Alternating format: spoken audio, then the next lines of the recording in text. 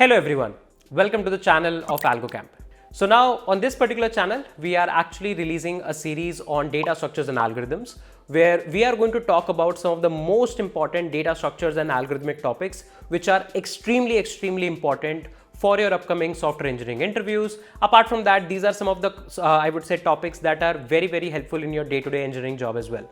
We have already released a couple of series around searching, right? And we got a really good response on that. And from here, we are going to put really some awesome content around DSA. In most of these lectures, we will try to ensure that we focus on the intuition building aspect of the things, that how you are able to think about something, what are some of the things that people actually neglect but are going to clear some of the really important fundamentals. We are going to see coding implementation, but trust me, my focus is not going to be on the language delivery aspect of the things, that okay, you have to code this in C++ or Java. A lot of problems we have coded in multiple languages. Maybe some of the problems will be in C++, some will be only in JavaScript. I believe if you are somebody who is preparing for an interview, language in 2025 should not be a constraint, because most of the people can actually use ChatGPT to do language conversions. So my motive here is to make sure that you understand the concept in depth. You actually see how exactly somebody might have thought about the problem when they were carving out the problem, what can be some initial thought process, how you can actually drive yourself towards the solution. I believe these are going to be some really important videos that will be really helpful for your upcoming career. So do let us know what is your feedback. We are going to release a lot of more topics. Do let us know what all topics you want to have first, right? And the feedback is going to be important.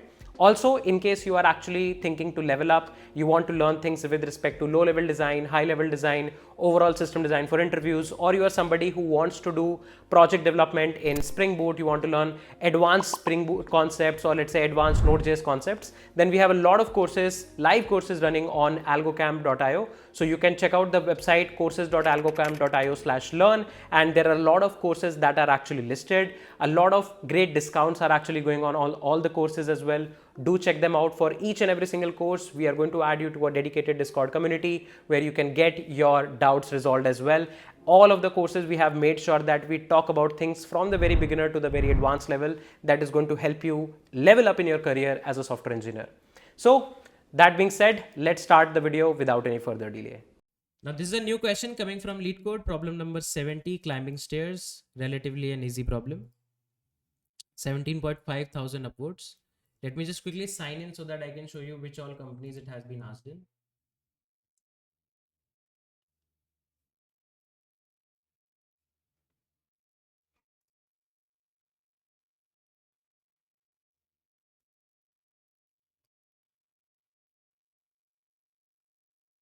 Okay, so you can see more than 17,000 upwards, and it has been previously asked in Amazon, Apple, Adobe, Bloomberg.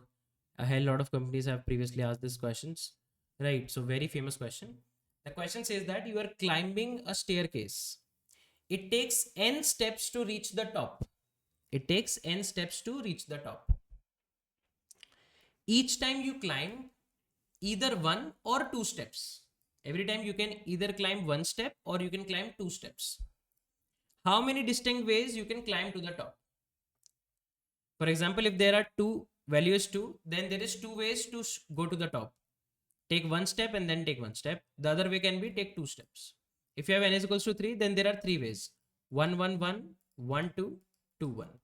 N can be as big as 45. Now, can I say the problem of dice combinations that we just did? If you have already solved this particular problem, then here we were throwing a dice which can give you the outcome of 1 to 6. In this problem, instead of going from 1 to 6, if I go just from 1 to 2, then it is the same problem, dice combinations only. Can I say that? Right, because you have to climb a ladder. Right, you have to climb a ladder.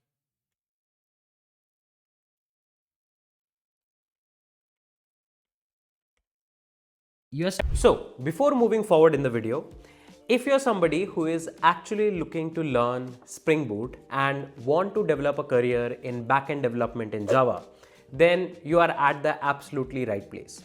So now we have actually launched the second iteration of our Spring Boot cohort, where we are going to talk about a lot of interesting backend development topics in Spring Boot, right from the beginner level to the very advanced level. We're going to start with basics of what is a build system. We'll start learning about what are basics of databases, what are basics of Spring Boot, and slowly and steadily we'll move to advanced topics like how you can actually implement distributed transactions using the saga design pattern, be it the choreography saga or the orchestration saga. We are going to talk about the design aspects of some of the very interesting projects, including making a distributed wallet, including making an Airbnb based backend booking system. We are going to talk about how you can actually play around with geospatial indexes and how you can make an Uber booking application altogether and whatnot. There's going to be a lot of important topics that are very frequently used in day-to-day backend engineering job, which will actually help you to get the idea of what exactly it looks like to develop these kind of like scalable applications.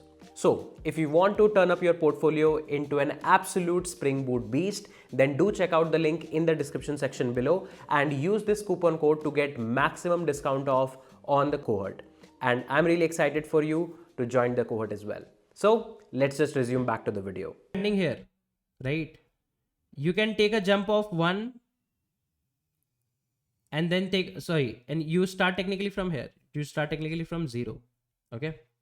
So you take a jump of 1, 1, 1, or you take a jump of 1 and then take a jump of 2, or you take a jump of 2 and then take a jump of 1. Don't you think this is similar to what we were doing in dice? Like if you have to jump to 3, if let's say you have to jump to 3, then either you can take a jump of 1 or you can take a jump of 2. If you took a jump of 1, then you're left with 2 steps. If you take a jump of 2, you're left with 1 step. Here again, you can take 2 jump, but here you can only make 1 jump because this jump is not possible. Now here you are left with 1 step, here you are left with 0 step. The moment you are left with 0 step, can I say I have found 1 possible way? Here you are left with 0 steps. Can I say I have found 1 possible way? And now here you are left with 0 steps. Can I say I have found 1 possible way? So don't you think it is same? In the dice problem, we were just making few more calls. 3, 4, 5 and 6 also. Here we are just making 2 calls, right? So the same problem of dice combination, I can pick. Okay. So let me take any solution. For example, I'll take my bottom up solution. Although we don't even need maybe the bottom up or top down, but yeah, we need it. It's 45, right? We need it. So I'll paste it here. So let's rectify a bit. LL is not defined, so I'll just quickly define hash define LL as long int. Now we need to create a DP array. Let's get a DP array. Okay. You don't need to do modulo. Modulo arithmetic is not required because the problem doesn't ask for it. So we won't do modulo here. Instead of going to 6, I'll just go to 2. And technically, if you are going from 1 to 2, then technically though you could have just done f of I minus 1 and f of I minus 2. But no problem. No problem in that. And I'll just do dp clear, dp resize. Here the value of n can be as big as 45. For still cases, I'll take 100, even better. Okay. And then I'll return fbu of n. Okay. Let's try to run the code. It's coming as 2. Looks good. Let's try for n is equals to 3. Correct. Let's try for n is equals to 1. Correct. N can never be 0. Let's try to submit. Boom, done. 0 millisecond. Extremely fast. And by just using the same problem dice combination, we just change the value. Here you can see we have a value 2. And here you can see we are having value 6. Because now, here the throws were 6. Now if somebody says that in this climbing stairs problem, you can take a jump of 1, 2, 3, 4, 5, 6. Then though I could have just pasted the same solution and I could have submitted it. But here they just gave you a jump of 1 to 2. So you can see it like this. And technically you don't even need to do a 4 into 4. Right? You don't even need to do a 4 into 4. You could have just done dp of I is equals to dp of I minus 1 plus dp of I minus 2. But I just wanted to show you that if you have already solved a bunch of problems, similar problems can be just directly derived from it. You don't need to put a fresh brain in order to solve that question.